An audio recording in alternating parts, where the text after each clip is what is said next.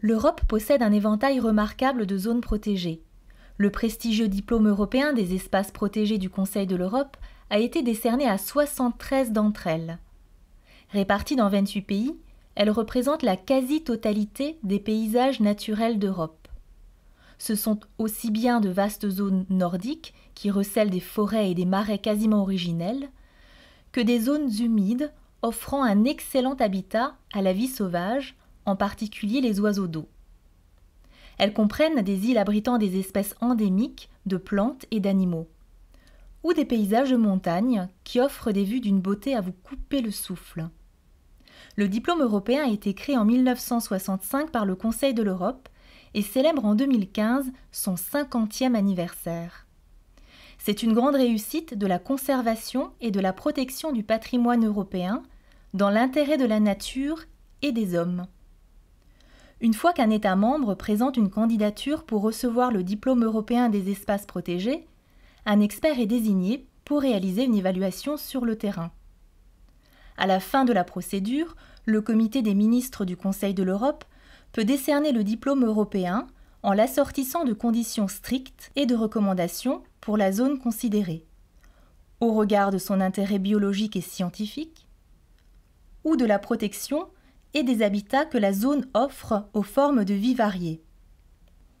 Le diplôme européen peut aussi être attribué en raison de l'intérêt géologique d'un site, ou d'une étendue constituant un paysage unique et magnifique. Dans tous les cas, le site candidat retenu doit être protégé et géré de manière appropriée et avec compétence par son autorité administrative.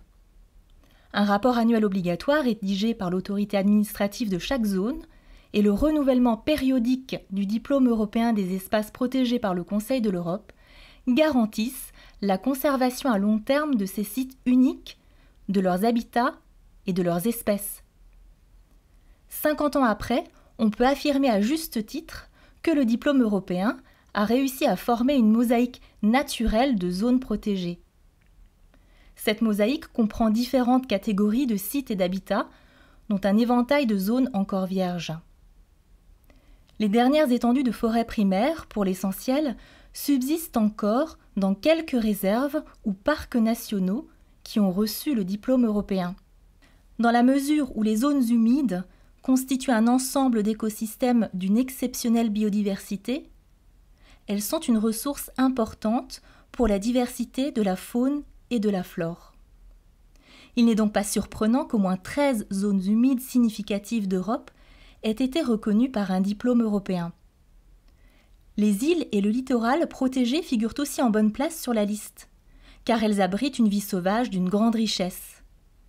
Les parcs et les réserves du sud et du centre de l'Europe recèlent de magnifiques paysages de montagnes et une faune et une flore très variées. Outre des paysages stupéfiants, certains sont fameux pour leurs vastes forêts naturelles et leurs prairies d'altitude qui servent d'écrin pour certains mammifères et d'autres espèces sauvages. Les zones cultivées ou inhabitées, qui conservent des caractères naturels et culturels, forment un autre type de paysage européen. Elles ne sont pas oubliées pour l'attribution du diplôme européen. Elles comprennent aussi un large éventail d'habitats et d'espèces qui sont protégées. La conservation des espèces et de l'environnement naturel est une priorité inconditionnelle pour l'octroi du diplôme européen des espaces protégés. Le réseau de sites ainsi constitué forme un modèle remarquable de zones et d'espèces protégées qui ont contribué à bien des égards à la conservation du patrimoine naturel et historique de l'Europe. Le moment est venu de se réjouir. 50 ans pour protéger la nature de l'Europe, pour préserver notre avenir.